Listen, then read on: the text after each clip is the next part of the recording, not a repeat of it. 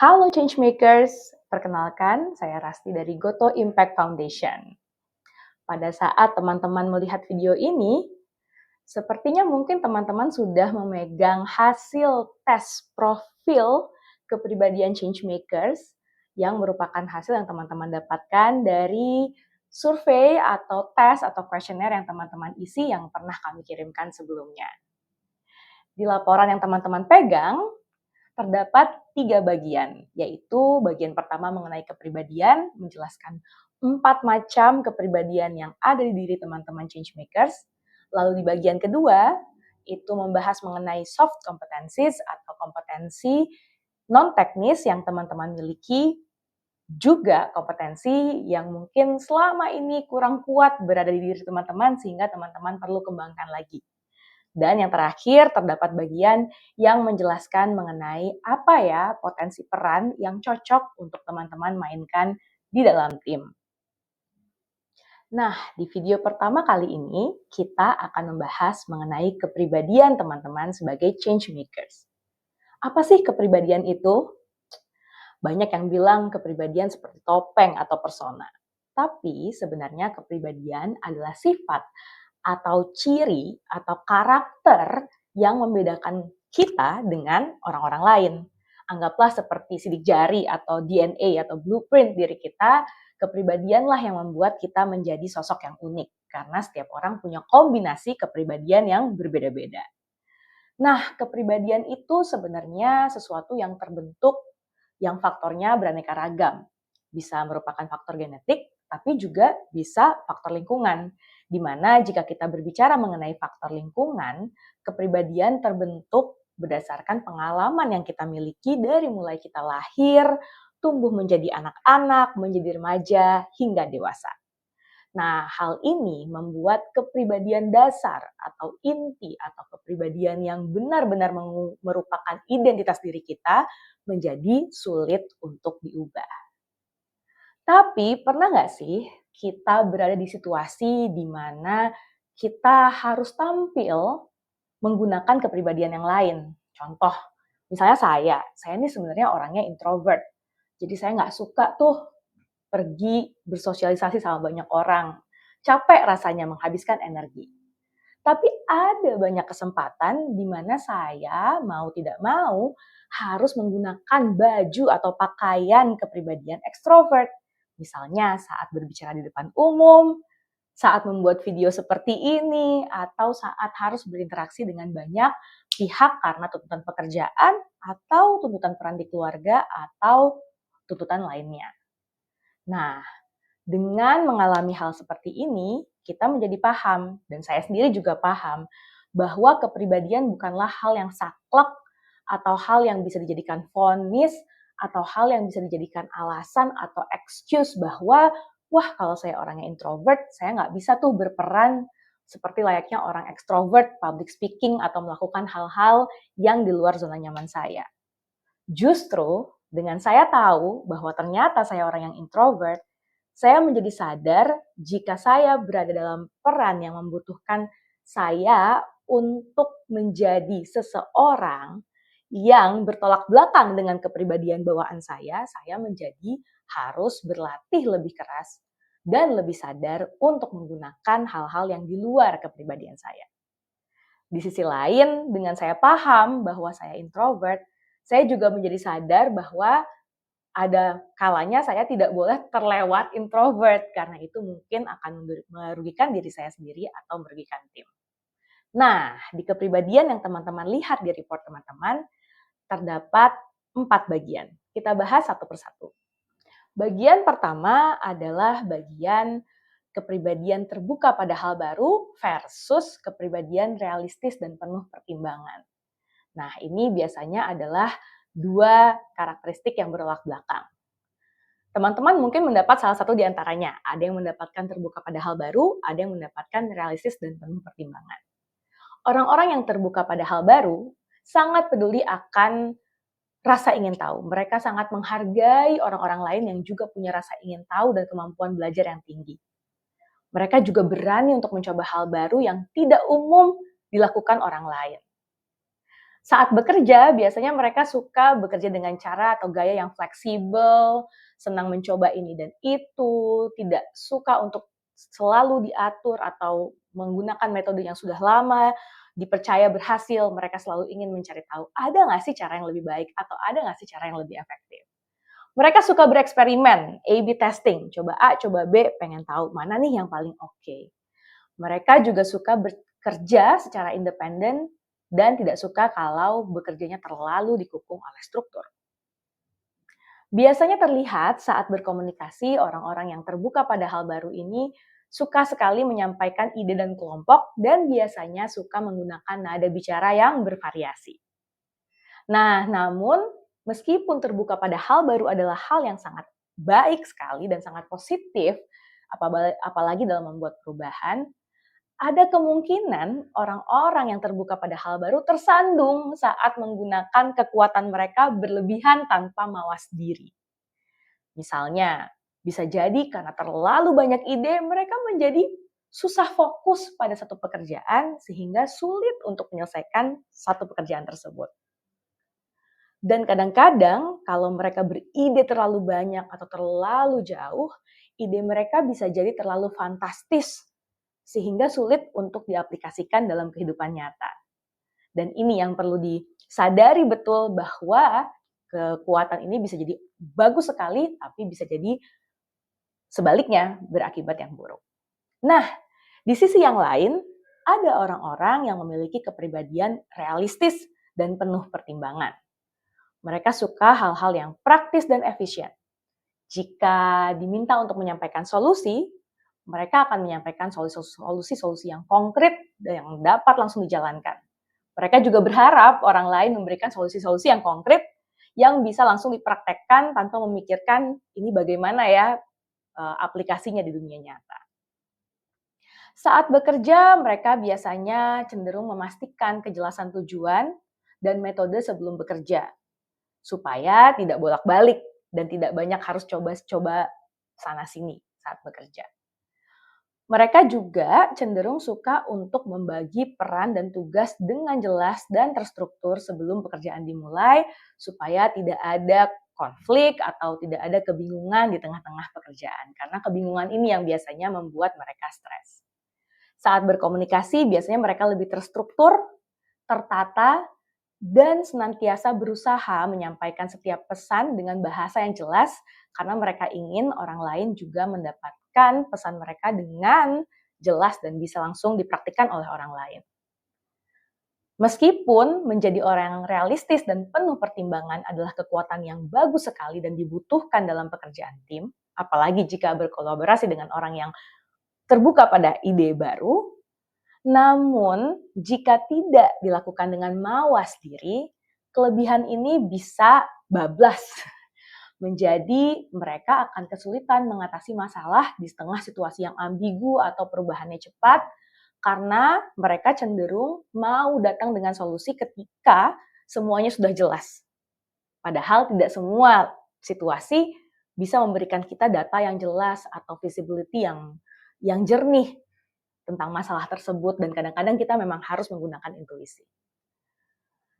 Kadang-kadang karena mereka cenderung untuk mengambil hal yang praktis, yang tujuannya sudah baik dan jelas, mereka kadang-kadang kehilangan kesempatan karena mereka mungkin cenderung enggan mencoba hal yang masih ambigu atau masih abstrak. Dan mereka juga mungkin terlalu banyak mempertimbangkan risiko dalam bereksperimen dengan hal baru. Maka kesempatan-kesempatan baru bisa saja dilewatkan atau luput dari perhatian mereka. Nah, yang perlu teman-teman sadari juga adalah ketika teman-teman memiliki hasil salah satu dari dua kubu ini, bukan berarti teman-teman berada di ekstrem kanan atau ekstrem kiri. Hasil teman-teman bisa jadi adalah hal yang paling dominan yang dimiliki dalam diri teman-teman. Tapi bukan berarti ketika teman-teman realistis dan penuh pertimbangan, teman-teman adalah orang yang benar-benar tidak mau terbuka pada ide hal baru. Maka yang perlu disadari adalah kapan teman-teman menggunakan kekuatan teman-teman, apakah kalau teman-teman realistis saat ini memang kondisinya membutuhkan realistis tersebut, Dan kapan teman-teman butuh bantuan orang lain yang lebih terbuka pada hal baru, atau teman-teman menantang diri teman-teman untuk menggunakan baju terbuka pada hal baru. Mari kita lanjut ke dimensi yang kedua. Di dimensi ini ada 2 jenis kepribadian. Di kubu yang sebelah kiri saya ada konsisten dan terstruktur, sedangkan yang di sebelah kanan saya ada spontan dan fleksibel. Orang-orang yang konsisten dan terstruktur, mereka sangat peduli dengan konsistensi dalam menepati komitmen. Janjian jam 8, datang jam 8 kurang 3. Karena jam 8 tepat, mereka harus sudah tampil dengan siap. Dan setiap ada proyek, mereka sangat fokus untuk menyelesaikannya hingga tuntas, bahkan sebelum deadline-nya selesai. Jadi mereka adalah orang-orang yang biasanya diandalkan untuk get things done atau menyelesaikan sebuah proyek sampai selesai dan tuntas. Saat bekerja, mereka suka untuk membuat rencana yang rinci terlebih dahulu dengan skala prioritas yang jelas, serta kapan deadline atau waktu pengerjaan tersebut dilakukan. Biasanya suka membuat Gantt chart yang detail atau struktur pekerjaan yang detail dan skala prioritas yang sangat-sangat terperinci. Mereka juga orang yang selalu memeriksa pekerjaan mereka untuk memastikan tidak ada sedikit pun kesalahan yang terjadi atau tidak ada sedikit pun hal yang terlewat. Jadi mereka adalah reviewer yang bermata elang. Sangat bisa memperhatikan sedikit pun kesalahan yang terjadi di sebuah pekerjaan. Saat berkomunikasi, mereka cenderung suka mengkomunikasikan fakta secara terperinci, dan mereka juga lebih suka mengkomunikasikan sesuatu dengan tertulis, dan mereka juga senang sekali mendokumentasikan semuanya dengan baik agar bisa dijadikan evidence atau fakta untuk komunikasi-komunikasi berikutnya. Menjadi orang yang konsisten dan terstruktur memang sangat baik karena ini adalah orang-orang yang sangat diandalkan untuk menuntaskan sebuah pekerjaan dengan sempurna dan baik hasilnya. Namun, jika seseorang terlewat konsisten dan terstruktur, ada kemungkinan mereka tersandung dan menjadi seseorang yang perfeksionis. Dan ketika seorang pemimpin menjadi pemimpin yang perfeksionis, masalah berikutnya adalah mereka bisa cenderung menjadi seseorang yang micromanaging timnya. Tim atau pemimpin yang konsisten dan terstruktur bisa jadi juga menjadi orang yang terlalu rigid mengenai aturan dan struktur yang kadang-kadang jika terlalu saklek bisa menghambat proses membuat perubahan atau proses menciptakan sesuatu atau berinovasi. Di kubu yang lain, terdapat orang yang spontan dan fleksibel. Orang ini sangat menghargai otonomi dan kebebasan. Mereka suka bertualang dan mengeksplorasi hal-hal yang baru. Saat bekerja, mereka sangat ahli bermanuver dengan spontan dan menyukai pekerjaan yang bervariasi dan tidak terstruktur, sehingga tidak membosankan bagi mereka. Mereka saat berkomunikasi cenderung menggunakan gaya yang informal. Namun, karena mereka adalah orang yang fleksibel, mereka juga mudah sekali mengadaptasikan atau merubah atau menyesuaikan gaya komunikasi mereka dengan lawan bicara mereka. Nampaknya orang ini adalah orang yang diandalkan di saat-saat yang butuh perubahan yang cepat, dan kekuatan ini kekuatan yang bisa membantu di saat-saat butuh pivot atau butuh berubah atau butuh berinovasi.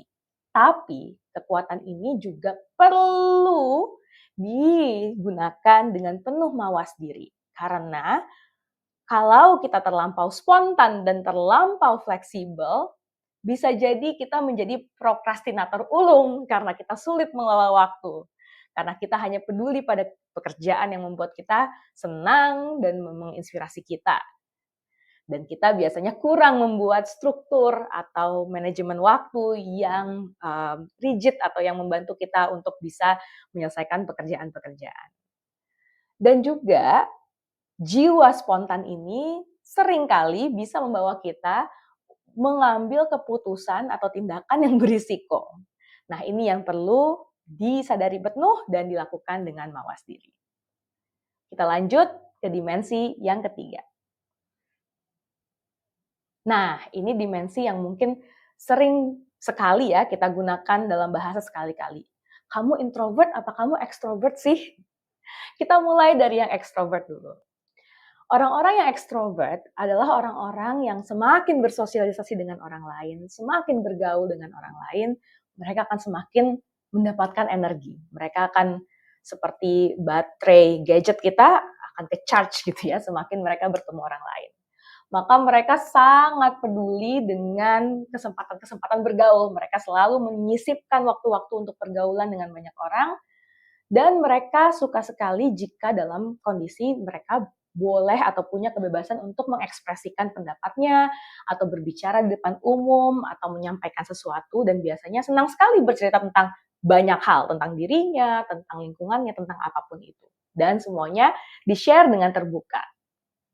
Mereka suka bekerja di lingkungan yang dinamis, yang banyak stimulasi atau banyak perlu bertemu dengan banyak orang lain, dan suka sekali bekerja secara interaktif. Karena biasanya orang-orang ekstrovert itu mikirnya sambil ngomong, kata orang-orang. Saat berkomunikasi, mereka biasanya lebih ekspresif atau lebih demonstratif. Misalnya lebih banyak menggunakan gaya, lebih banyak menggunakan suara yang beragam intonasinya, dan mereka lebih suka berkomunikasi secara verbal atau lisan daripada berkomunikasi secara tertulis. Menjadi orang yang ekstrovert biasanya diandalkan oleh teman-temannya atau oleh timnya untuk maju, presentasikan sesuatu, maju pitching, negosiasikan, dan sebagainya. Dan ini sepertinya kekuatan yang memang sering diidam-idamkan oleh orang yang berada di sisi lain, yaitu introvert. Namun, meskipun extroversion ini memiliki kekuatan, perlu juga digunakan dengan mawas diri. Karena kalau kebablasan, wah, orang-orang yang ekstrovert berpotensi untuk mendominasi diskusi dan menjadi menyebalkan atau menjadi menutup kemungkinan pendapat-pendapat milik orang lain tersampaikan dalam diskusi. Dan kadang-kadang energi yang besar pada saat menyampaikan sesuatu itu bisa membuat orang lain kewalahan, bahkan hanya dengan melihat mereka berbicara atau berekspresi, karena saking terlalu ekspresinya, terlalu membuncah-buncah emosi mereka. Nah, sekarang mari kita lihat di kubu sebelahnya, yaitu introvert. Orang-orang yang introvert sangat peduli dengan koneksi-koneksi yang sifatnya personal, intimate, satu lawan satu, dan dalam diskusi-diskusi yang sangat intim dan terbatas. Mereka juga mengutamakan ruang pribadi dan privasi. Mereka sangat peduli untuk menyediakan waktu untuk merecharge dirinya di gua mereka sendiri atau di safe space mereka sendiri, di zona nyaman mereka sendiri. Karena apa? Karena berbeda dengan orang yang extrovert, orang introvert mendapatkan energi saat mereka sendiri. Saat bekerja, mereka lebih menikmati pekerjaan-pekerjaan yang bisa diselesaikan sendiri dan mungkin minim bekerja sama dengan orang lain. Jadi lebih baik ya sudah koordinasi cepat saja, lalu pekerjaannya dibagi-bagi dan saya akan bekerja sendiri. Dan mereka suka bekerja di ruang yang tenang, minim distraksi, tidak perlu banyak berinteraksi dengan banyak orang, dan bekerja secara mandiri. Saat berkomunikasi, kebalikannya dengan orang yang ekstrovert, orang yang introvert mungkin tidak terlihat terlalu berekspresi. Mereka juga lebih suka mendengar dibanding berbicara. Mereka juga lebih suka mengekspresikan diri atau berkomunikasi lewat tulisan, dan mereka butuh waktu yang lama untuk memproses sesuatu untuk disampaikan. Jadi kalau orang ekstrovert, mereka berbicara dulu baru berpikir, katanya bercandaannya. Kalau orang yang introvert, mereka pikirkan matang-matang, mereka observasi ke dalam diri. Jika mereka merasa, oh ini sesuatu yang penting untuk disampaikan, maka mereka baru akan menyampaikannya. Hal ini sebenarnya kekuatan yang baik, karena bagi beberapa orang, banyak orang yang suka dengan orang-orang yang memang berbicara seperlunya, tapi daging atau tapi penting. Dan ini yang biasanya dimiliki oleh orang-orang yang introvert. Dan orang yang introvert juga observer yang unggul sehingga bisa peka sekali melihat situasi yang terjadi. Karena mereka lebih banyak mengobservasi daripada berpikir tentang apa yang mereka mau sampaikan di dalam tim. Nah, meskipun menjadi introvert merupakan sebuah kekuatan yang juga membuat orang-orang ini diandalkan untuk beberapa tugas yang biasanya tidak atau sulit untuk dikerjakan oleh orang yang ekstrovert, namun kita juga lagi-lagi harus menggunakannya dengan mawas diri. Karena jika kita terlampau introvert, wah, kita akan menjadi terlalu terisolasi, kita menjadi sulit untuk berkoordinasi dengan orang lain atau terlalu jarang untuk mengecek atau berkoordinasi, mengobrol dengan tim lain sehingga bisa jadi pekerjaan yang kita lakukan menjadi silo. Atau kalau kita tidak sadar bahwa kita introvert dan kita butuh waktu untuk sendiri, ketika kita terlalu banyak berinteraksi dengan orang lain di pekerjaan atau di aktivitas sehari-hari, kita akan cepat lelah dan mungkin kita akan tidak menjadi orang yang menyenangkan lagi, bukan menjadi orang introvert yang menyenangkan lagi. Jadi perlu dengan mawas diri untuk melihat kapan kita butuh sendiri dan kapan kita butuh bersama orang lain. Mari kita masuk ke dimensi yang terakhir. Di dimensi yang terakhir ini terdapat dua kubu. Kubu pertama adalah orang yang kolaboratif dan penuh dengan empati atau empatetik, dan di kubu lainnya adalah orang yang kompetitif dan logis. Orang yang kolaboratif dan empatik ini sangat mendambakan hubungan yang damai, nyaman, penuh dengan emosi positif, terikat secara emosi, dan mendasari rasa welas asih atau compassion saat dia berinteraksi dengan orang lain. Biasanya sering kita kenal sebagai, wah, dia ibunya anak-anak atau ibunya tim, atau bapaknya anak-anak atau bapaknya tim.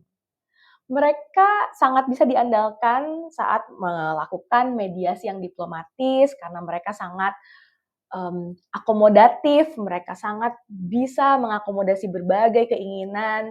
Mereka juga sangat peduli dengan seberapa inklusif lingkungan kerja. Tidak ada satu orang pun yang boleh tertinggal atau boleh tersingkirkan, karena bagi orang-orang yang kolaboratif dan empatik, semua orang itu penting dan berharga. Jadi mereka biasanya diandalkan sekali nih untuk menjaga inklusivitas kelompok. Saat berkomunikasi, mereka adalah teman curhat yang baik karena mereka adalah pendengar yang sangat empatik, dan tanpa berbicara pun biasanya kita bisa merasakan emosi kita terkoneksi nih dengan orang ini. Dan mereka juga sangat berhati-hati dalam berbicara dan menghindari kata-kata atau perbuatan yang menyakiti, karena pada saat mereka ingin berbicara, hal yang menjadi dasar pertimbangan mereka adalah rasa kasih atau welas asih terhadap lawan bicaranya. Wah, menjadi orang yang kolaboratif dan empatik nampaknya seperti idaman setiap orang. Saya juga mau jadi orang yang sangat kolaboratif dan empatik. Tapi, tidak ada yang sempurna. Menjadi orang yang kolaboratif dan empatik juga rawan untuk menjadi orang yang kebablasan kolaboratif dan empatiknya. Sehingga mereka bisa menjadi sulit untuk menjaga batasan kapan mereka harus berempati. Karena orang-orang yang terlalu empati, secara emosi akan terkuras dan itu sangat melelahkan. Dan ketika kita sudah empati kebablasan, alias kita sudah terlalu terikat emosi, akhirnya membuat keputusan, melakukan banyak hal itu juga menjadi tidak sehat karena kita pun secara emosional sudah tidak sehat lagi karena sudah terlalu stretch emosinya.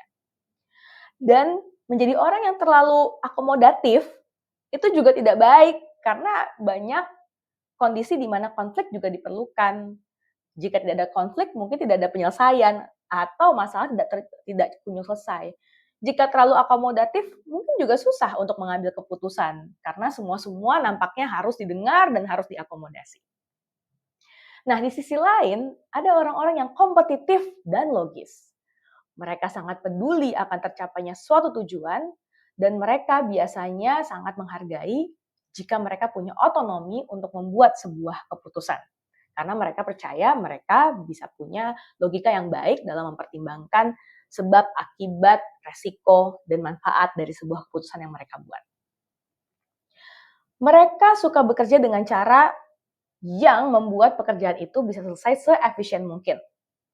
Dan mereka adalah orang-orang yang proaktif atau senang mengambil inisiatif atau take charge, di mana biasanya dalam sebuah tim yang mungkin tidak jelas siapa nih leadernya atau siapa yang akan melead. Nah, mereka akan datang dan oke, sini saya kerjakan, atau sini saya yang atur. Mereka adalah orang-orang yang seperti itu. Saat berkomunikasi, mereka cenderung berterus terang, apa adanya, mereka jago memberikan feedback yang candid, atau kalau bahasa gaulnya radical candor gitu ya, mereka sangat bisa diandalkan, jujur. Jadi kalau teman-teman mau meminta feedback yang jujur, tanyakan pada orang-orang ini karena mereka tidak akan memanis-maniskan umpan balik mereka. Dan mereka juga tidak takut jika mereka harus berargumen atau berkonfrontasi di forum ataupun di rapat-rapat, karena bagi mereka yang penting tujuannya tercapai dan yang penting sebuah keputusan diambil atas dasar pemikiran yang logis. Nah, menjadi orang yang kompetitif dan logis memang sangat diandalkan untuk mendorong pencapaian suatu goal, supaya tim bisa maju, tidak perlu memikirkan sana-sini, dan bisa mengambil keputusan-keputusan yang memang berat biasanya untuk diambil. Namun, terlampau kompetitif dan logis tanpa mawas diri bisa juga berbahaya. Bisa jadi ketika kita terlalu berargumen, kadang-kadang jika itu kebablasan, kadang-kadang kita bisa menjadi orang yang win at all cost, atau ya pengen menang aja, pokoknya dihantam dulu aja, argumen dulu aja, dilawan dulu aja. Padahal nggak semua hal atau tidak semua hal perlu kita debatkan. Dan kadang-kadang juga jika terlalu takes charge atau terlalu mengambil peran atau terlalu proaktif, kita menjadi orang yang dominan, mendominasi kelompok, dan menjadi bossy, dan ini mungkin membuat orang-orang seperti ini kesulitan untuk bekerja dalam kelompok. Nah, teman-teman, begitulah keempat dimensi kepribadian. Sekali lagi, yang mungkin kita bisa pikirkan adalah sebenarnya seberapa kita punya dimensi tersebut dalam diri kita dan seberapa kita perlu mengembangkan dimensi yang lain untuk menyeimbangkan. Nah, sebelum mengakhiri, ada sedikit pertanyaan yang mungkin bisa dijadikan refleksi teman-teman. Nah, silahkan teman-teman boleh ambil alat tulisnya secari kertas, atau mungkin boleh juga menulis di laptop atau handphone teman-teman sendiri. Teman-teman bisa mengingat kembali pengalaman di mana kepribadian atau kekuatan Anda yang 4 dimensi tadi itu menjadi sumber kekuatan dalam proses membuat perubahan atau memimpin sebuah tim. Bisa dibayangkan seperti apa situasinya dan apa yang Anda lakukan di situasi tersebut.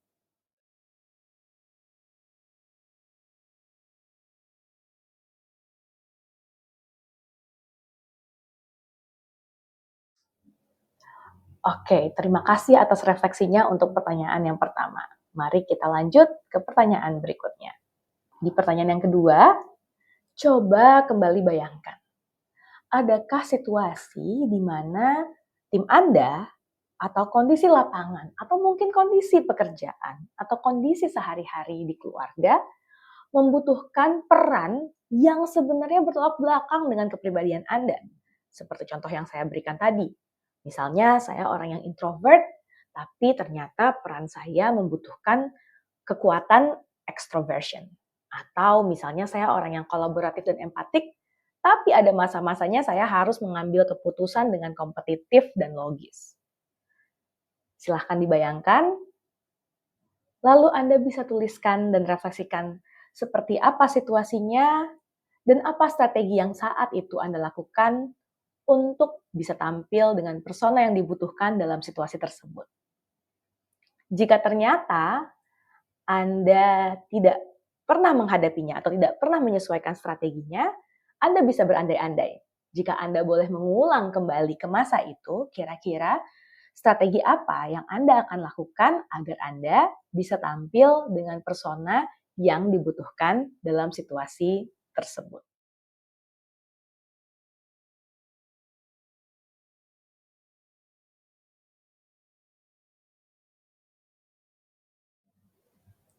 Terima kasih sudah mau berefleksi bersama saya. Semoga refleksi ini, apapun yang Anda tulis, apapun yang Anda pikirkan dan rasakan selama proses bersama kita ini, bisa menjadi bahan untuk Anda lebih mawas diri, mengenal diri, dan lebih pandai lagi untuk tahu kapan kekuatan inti saya atau kekuatan dasar saya bisa ditampilkan secara optimal, dan kapan kita perlu secara agile menggunakan baju kepribadian yang berbeda atau bahkan berlawanan dengan apa yang kita miliki.